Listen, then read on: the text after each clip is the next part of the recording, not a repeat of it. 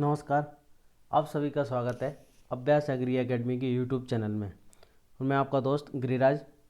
आज स्टार्ट करते हैं कि जो हम इम्पोर्टेंट एमसीक्यू सीरीज पढ़ रहे हैं उसका पार्ट 7। अभी तक हमने 6 पार्ट अभी तक पढ़ लिए, आप सभी ने देख लिए होंगे। अब हम पढ़ने वाले हैं पार्ट 7। ठीक है, तो ये पार्ट 7 के जो क्वेश्चंस हैं, आप किसी भी एडीए का एग्ज़ाम आने वाला है, एसडीओ का, आरईओ का, ठीक है, एएफओ का भी एग्ज़ाम है, एनएससी का भी है, एनएफएल की वैकेंसी भी आने वाली है, तो इन सभी के लिए इम्पोर्टेंट है। मेरा नाम है गिरिराज करार। मैं x government employee, ICR net qualify, plant breeding in genetics, national seed corporation selected, JRF selected और 7 ईयर टीचिंग एक्सपीरियंस। अगर आप ऑनलाइन टेस्ट सीरीज ज्वाइन करना चाहते हैं या फिर लाइव क्लासेस या रिकॉर्डेड वीडियो लेना चाहते हैं तो आप हमारी एप्लीकेशन को गूगल प्ले स्टोर से डाउनलोड कर सकते हैं। इसकी लिंक इस वीडियो के डिस्क्रिप्शन में दी गई है। आप लाइव ऑनलाइन क्लासेस ले सकते हैं, टेस्ट सीरीज ज्वाइन कर सकते हैं। कोई भी कॉम्पिटिटिव एग्जाम्स हो जैसे ADA, SDO, AFO, REO, NSC, अभी कल ही आज ही नोटिफिकेशन आया कॉटन कॉरपोरेशन ऑफ इंडिया, कुछ ही दिनों में इसकी टेस्ट सीरीज और स्टडी मटेरियल भी आपको मिलेगा। आप मुझसे जुड़ने के लिए मेरे ट्विटर हैंडल एग्री अभ्यास को फॉलो कर सकते हैं, या मुझसे आपको कुछ भी डाउट है तो आप मुझसे मेरे इंस्टाग्राम अकाउंट पर अभ्यास एग्री एकेडमी वहाँ पर जुड़ सकते हैं, या फिर टेलीग्राम चैनल जो भी इम्पोर्टेंट हम पढ़ते हैं क्वेश्चन वहाँ पर आपको इसकी फ़ाइल मिल जाएगी, पीडीएफ फाइल। आप मेरे टेलीग्राम चैनल से जुड़ सकते हैं, या फिर मेरा फेसबुक पेज है अभ्यास एग्री एकेडमी, यहाँ भी मुझसे जुड़ सकते हैं, या मेरा ये व्हाट्सअप नंबर है, आप इस पर भी मुझे कॉन्टैक्ट कर सकते हैं। अगर आप आरईओ एसडीओ की फुल लेंथ टेस्ट सीरीज लेना चाहते हैं जिसके अंदर टोटल नंबर ऑफ टेस्ट कितने हैं 100 है, तो ये जस्ट 499 में है।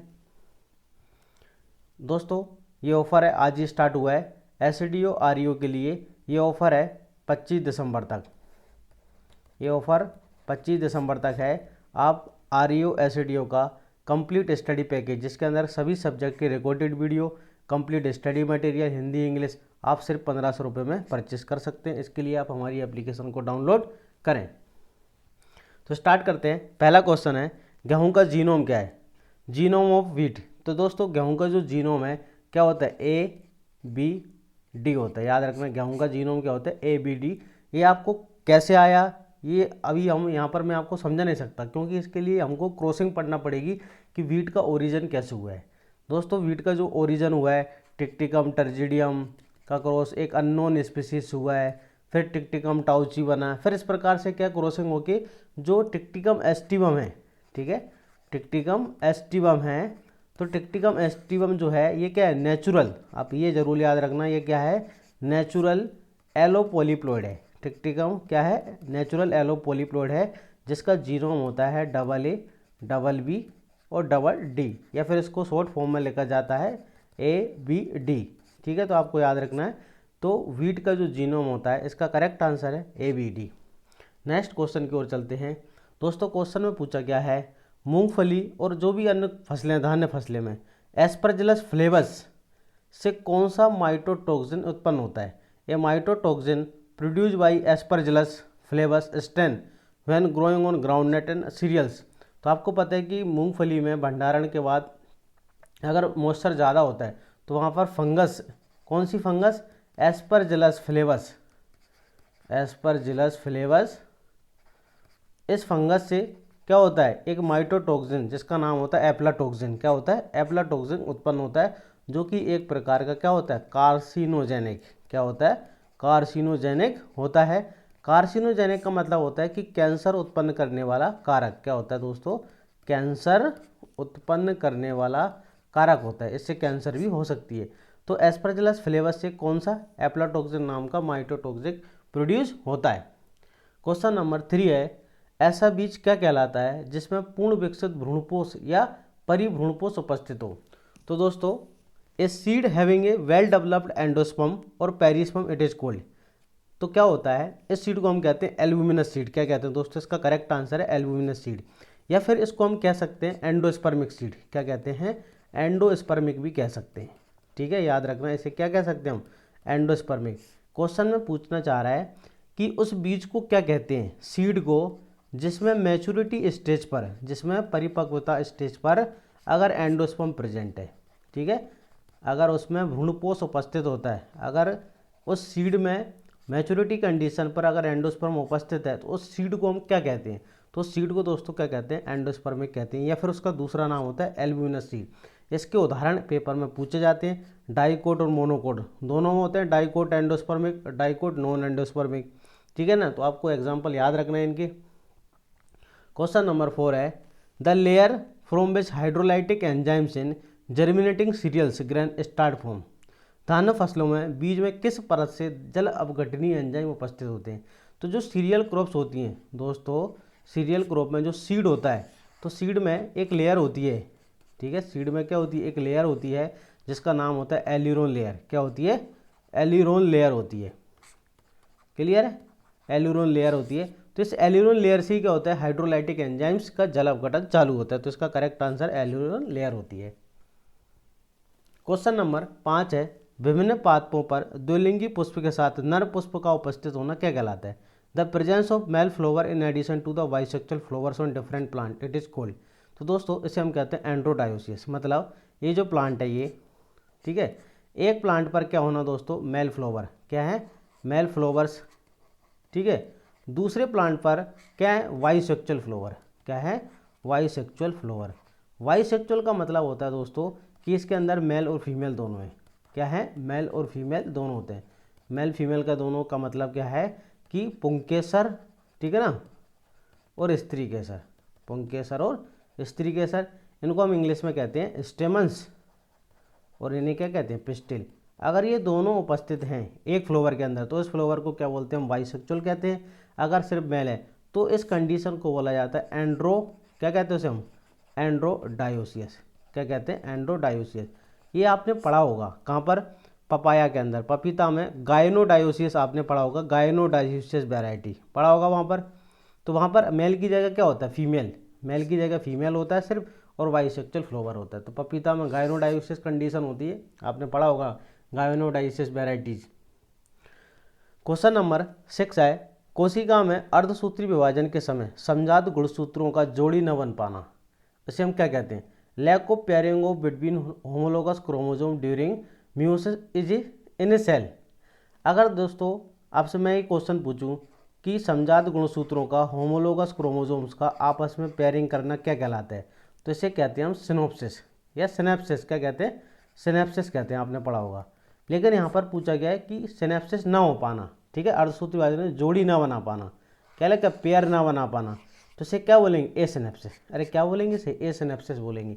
अगर ऐसा पूछा गया होता तो कि पेयर बनाना, जोड़ी बनाना, तो आंसर क्या होता है, सिनेप्सिस। यहाँ पर पूछा गया है जोड़ी ना बनाना, पेयर, तो इसको क्या बोलेंगे, ए सिनेप्सिस कहते हैं। क्वेश्चन नंबर 7 है, किसी एकल में एक समान जीनोम की 2 से अधिक गुणसूत्र सेट का उपस्थित होना क्या कहलाता है। ये individual set had more than 2 complete chromosome set in a single genome it is called. तो दोस्तों इसे हम कहते हैं ऑटो पॉलीप्लॉइड। तो देखो पॉलीप्लॉइड की डेफिनेशन क्या है, पॉलीप्लॉइड की, तो पॉलीप्लॉइड की डेफिनेशन होती है मोर देन 1 जीनोम। क्या होता है, मोर देन 1 जीनोम, ठीक है, इसे हम क्या कहते हैं, तो पॉलीप्लॉइड कंडीशन कहते हैं। अब यहाँ पर लिखा है कि कौन सा पॉलीप्लॉइड, एलो की ऑटो। अगर देखो एक ही सेम स्पीसीज है, जो अतिरिक्त जीनोम है, अगर एक ही जाति से आता है, सेम स्पीसीज से आता है, तो उसे कहते हैं दोस्तों ऑटो। क्या बोलेंगे उसे हम, ऑटो पॉलीप्लॉइडी। अगर वो सेम अतिरिक्त genome, additional genome different species से आता है, ठीक है, किससे आता है, डिफरेंट स्पीसीज, डिफरेंट जाति से आता है, तो उसे क्या कहते हैं, उसे हम एलो कहते हैं। तो यहाँ पर क्या पूछा है, जो अतिरिक्त सेट है अगर सेम स्पीसीज से आया है ना, मोर देन 2 जीनोम, एक ही जाति से आया है, ठीक है, एक समान जीनोम एन, ठीक है, एन प्लस एन, ये क्या होते हैं, एक समान होते हैं। एलो में क्या होता है 2x1 plus 2x2 plus 2x3, इस तरह से होता है। तो यहाँ पर आंसर है 2 ऑटो पॉलीप्लॉइड। क्वेश्चन नंबर 8 है, F1 संकर का उसके किसी भी जनक से क्रॉस कराना क्या कहलाता है। तो दोस्तों इसे हम क्या कहते हैं, बैक क्रॉस कहते हैं। ऐसे कैपिटल टी है, स्मॉल टी है, ये क्या बनेगा F1, capital T small T क्या बनेगा F1 है, ये क्या बनेगा F1, capital T small T क्या है, तो आंसर है F1 है। इसके किसी भी पेरेंट से क्रॉस कराना, नाम नहीं बताया, ये बोला है सिर्फ किसी भी पेरेंट से क्रॉस कराना, तो इसका आंसर है बैक क्रॉस। अगर बोल दिया होता कि इस, ठीक है, अप्रभावी संयुग्मजी जनक से क्रॉस कराना, तो आंसर है टेस्ट क्रॉस। अगर ये बोल दिया होता कि प्रभावी जनक डोमिनेंट से क्रॉस कराना, तो उसे कहते हैं हम आउट क्रॉस। ठीक है, क्या कहते हैं आउट। लेकिन यहाँ पर क्या पूछा गया है, किसी भी पेरेंट्स, तो बैक क्रॉस। क्वेश्चन नंबर 9 है the colour of seed sample. Seed sample certificate का कलर क्या होता है दोस्तों, ब्लू कलर का होता है। क्या होता है, ब्लू कलर होता है। क्वेश्चन नंबर 10 है neurotoxic present in lathyrus it is called. तो आपको पता है खेसारी दाल कौन सा होता है, BOA beta oxalo acetic acid. Question number 11 है GAUCH is a variety of, तो आंसर है कैस्टर की वेराइटी है। क्वेश्चन नंबर 12 है a modified type of spike with a single unisexual flower arising from the peduncle is term है। तो एक प्रकार से क्या है, कैटकिन के बारे में बात कर रहे हैं। कैटकिन जो पुष्पक्रम होता है, ठीक है, कैटकिन पुष्पक्रम स्पाइक का मॉडिफाइड फॉर्म होता है। क्वेश्चन नंबर 13 है Pusa snowball is a variety of, तो किसकी वेराइटी, कॉलीफ्लावर की वेराइटी है। क्वेश्चन नंबर 14 है the pollination occurring in plants through the bats, मतलब चमगादड़ों के द्वारा परागण होना क्या कहलाता है। तो दोस्तों इसे क्या बोलते हैं, चिरोप्टेरोफिली कहते हैं, चमगादड़ के द्वारा पोलिनेशन होना। ठीक है, एनिमोफिली मतलब एयर के द्वारा, तो यहाँ पर पूछा था चमगादड़ के द्वारा। क्वेश्चन नंबर 15 है एक ही पादप में एक से अधिक जीन प्रारूप कोशिकाओं का उपस्थित होना। The presence of more than one genotype of a cell in individuals और part of plant with genetically different constitution as compared with other of the same plant. मतलब अगर एक प्लांट में, ठीक है, अलग अलग जीनोटाइप की कोशिकाएं हैं, ठीक है, ये suppose capital T small t है और ये अलग है कैपिटल R स्मॉल r है, मतलब अलग अलग जीनोटाइप की अगर एक ही प्लांट में सेल हैं तो उसे क्या कहते हैं हम, तो उस कंडीशन को बोलते हैं दोस्तों काइमेराज। ये इंपॉर्टेंट क्वेश्चन है, ये बहुत ही कम स्टूडेंटों को मालूम है इसके बारे में। अगर कभी आपसे पूछा जाए कि एक ही पौधा में अलग अलग डिफरेंट जीनोटाइप की सेल्स का होना, उसे क्या कहते हैं, काइमेराज कहते हैं। क्वेश्चन नंबर 16 है कोशिका के केंद्र की संरचनात्मक इकाई क्या कहलाती है, जिसमें जीन रेखीय क्रम में व्यवस्थित होते हैं।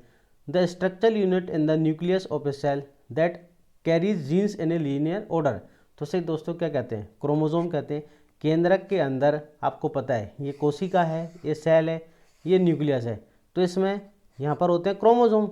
ठीक है, क्या होते हैं, क्रोमोसोम, और इसी क्रोमोसोम पर क्या होती है, जीन उपस्थित होती है। ठीक है, रेखीय क्रम में, लीनियर क्रम में होती है, तो आंसर है क्रोमोसोम। क्वेश्चन नंबर 17 है किसी एकल से कायिक प्रवर्धन से उत्पन्न सभी संततियों को क्या कहते हैं। All the individuals derived by vegetative propagation from a single individual it is called, तो दोस्तों आप सबको पता है इसे क्या कहते हैं, क्लोन। अलैंगिक जनन के द्वारा या कायिक जनन के द्वारा प्राप्त संततियों को क्या कहते हैं, तो उसको क्लोन कहते हैं। क्वेश्चन नंबर 18 है fungi and bacteria usually interest through, मतलब पादप के अंदर वो फंगस है और बैक्टीरिया प्लांट के अंदर किससे प्रवेश करते हैं, तो आंसर है स्टोमेटा के द्वारा। किसके द्वारा, स्टोमेटा के द्वारा प्रवेश करते हैं। क्वेश्चन नंबर 19 है इनफ्लोरेसेंस ऑफ कॉलीफ्लावर, फूल गोभी के पुष्प को क्या कहते हैं, तो आंसर है कर्ड कहते हैं। क्वेश्चन नंबर 20 है एक कोशिका के साइटोप्लास्ट व दूसरी कोशिका के प्रोटोप्लास्ट के संयुग्मन से उत्पन्न संकर को क्या कहते हैं। Means hybrid derived from the fusion of cytoplast of one parent and protoplast of the other parent containing nucleus of the one parent and cytoplasm of the both parent it is called, तो दोस्तों इसे hybrid कहते हैं। आपको hybrid समझना है तो आप हमारी पुरानी वीडियो देख सकते हैं, यूट्यूब पर अवेलेबल है। ठीक है, हाइब्रिड वाइब्रिड हाइब्रिड की डेफिनेशन मैंने तीनों को बहुत अच्छे से समझाया है, आपको समझना है तो आप पुरानी वीडियो को देखें। क्वेश्चन नंबर 21 है ऐसी नरबंधता जिसमें नियंत्रण केंद्रीय जीन व साइटोप्लाज्मिक जीन दोनों से होता है, मतलब ऐसी मेल स्टेरिलिटी जिसका कंट्रोल न्यूक्लियस जीन और साइटोप्लाज्मिक दोनों से होता है, तो उसे क्या कहते हैं, a male sterility that dependent upon the action of gene carried in the nucleus with the particular cytoplasm, तो दोस्तों इसे क्या बोलते हैं, CGMS system, cytoplasmic genetic male sterility, तो आंसर है बी। क्वेश्चन नंबर 22 है टेट्राजोलियम टेस्ट पादपों में किस एंजाइम की सक्रियता को जांचने के लिए किया जाता है, तो दोस्तों इसका करेक्ट आंसर है जो हम सीड वाइबिलिटी की टेस्ट करते हैं टेट्राजोलियम टेस्ट, तो उसमें डिहाइड्रोजनेज एंजाइम की एक्टिविटी को चेक करने के लिए किया जाता है। बहुत इंपॉर्टेंट क्वेश्चन है, बहुत सारे एग्जामों में पूछ लिया गया अभी तक। क्वेश्चन नंबर 23 है उभयलिंगी पादप में नर पुष्प व मादा पुष्प का अलग अलग समय परिपक्व होना क्या कहलाता है। अगर कोई बायोसेक्चुअल फ्लावर है, समझना, ठीक है, बायोसेक्चुअल फ्लावर में, ठीक है, अगर स्टेमन्स जो हैं, ठीक है, स्टेमन्स जो हैं और पिस्टिल, अगर ये अलग अलग टाइम पर है ना, अलग अलग समय पर, अलग अलग टाइम पर क्या होते हैं, मैच्योर होते हैं, परिपक्व होते हैं, ठीक है, परिपक्व होते हैं, तो उसे क्या कहते हैं, तो उसे दोस्तों हम डाइकोगेमी कहते हैं। और इसी के उदाहरण है दोनों, क्या, प्रोटोगाइनी और प्रोटोएंट्री, ठीक है, दोनों इसी के उदाहरण है, प्रोटोएंट्री, ठीक है ना। देखो प्रोटोएंट्री में क्या, स्टेमन्स पहले मैच्योर होगा, प्रोटोगाइनी में पहले कौन मैच्योर होता है, तो आंसर है पिस्टिल होता है, ठीक है, ये दोनों इसी के उदाहरण है, टाइप से कहने का मतलब।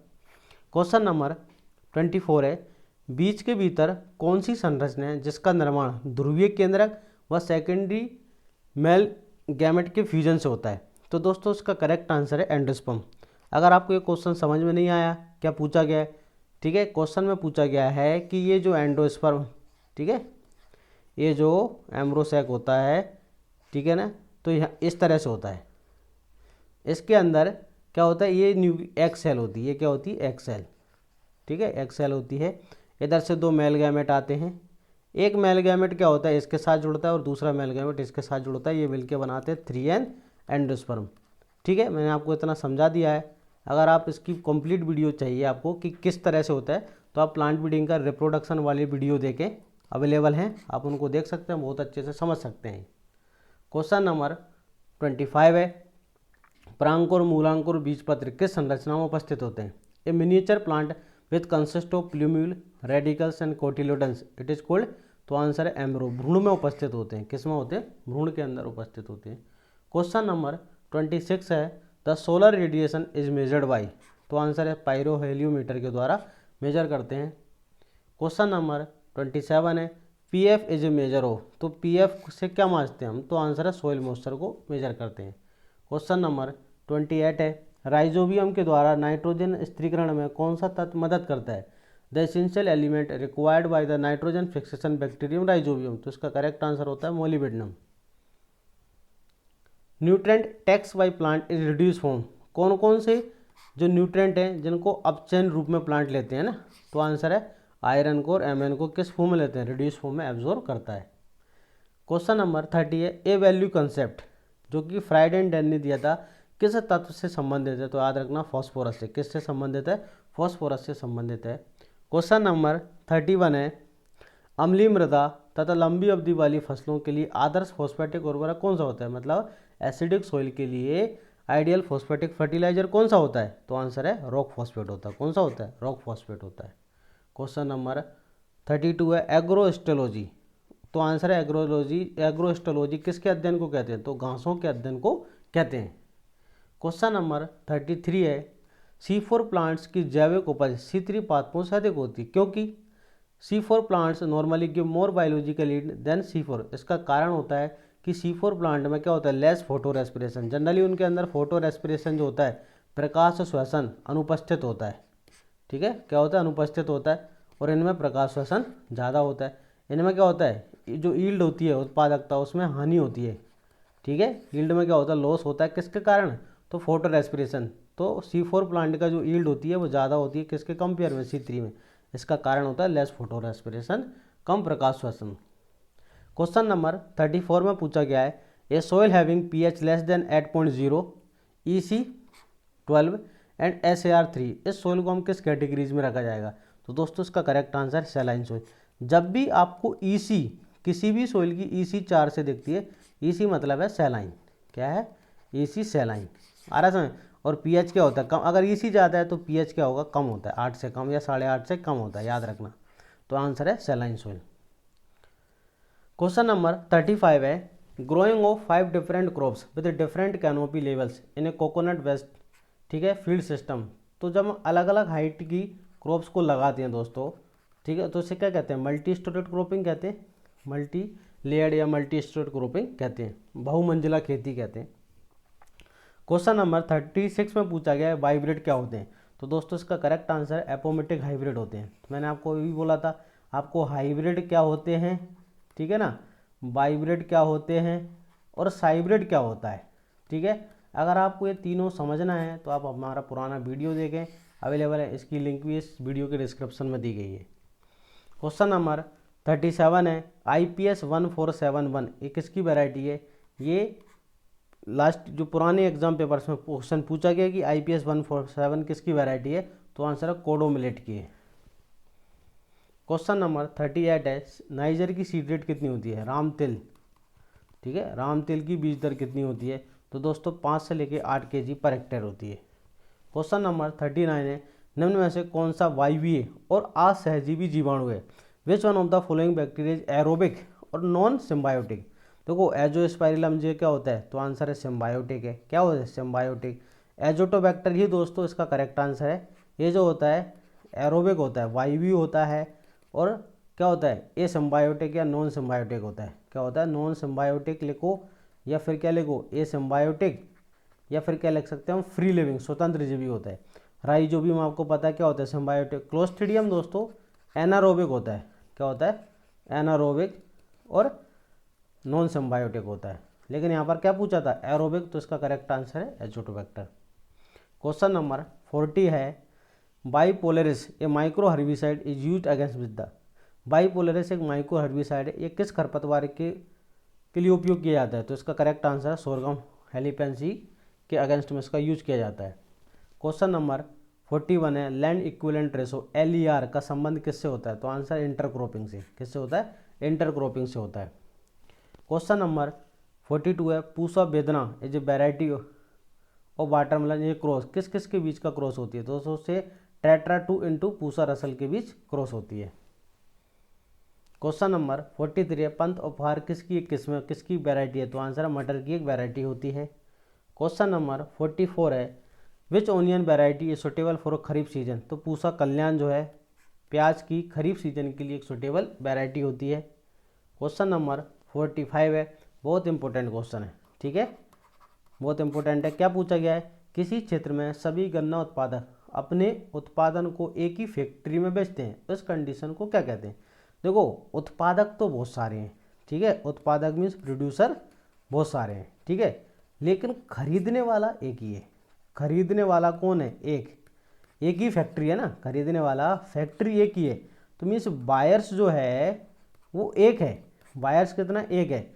इस कंडीशन को बोलते हैं मोनोप्सोनी। क्या कहते हैं? अगर बायर एक हो तो इसको क्या बोलते हैं? मोनोप्सोनी। अगर बेचने वाला एक हो, ठीक है ना, बेचने वाला एक है, ठीक है, सेलर जब एक होता है तो उसको बोलते हैं मोनोपोली, लेकिन खरीदने वाला जब एक होता है बायर तो उसको कहते हैं मोनोप्सोनी कंडीशन।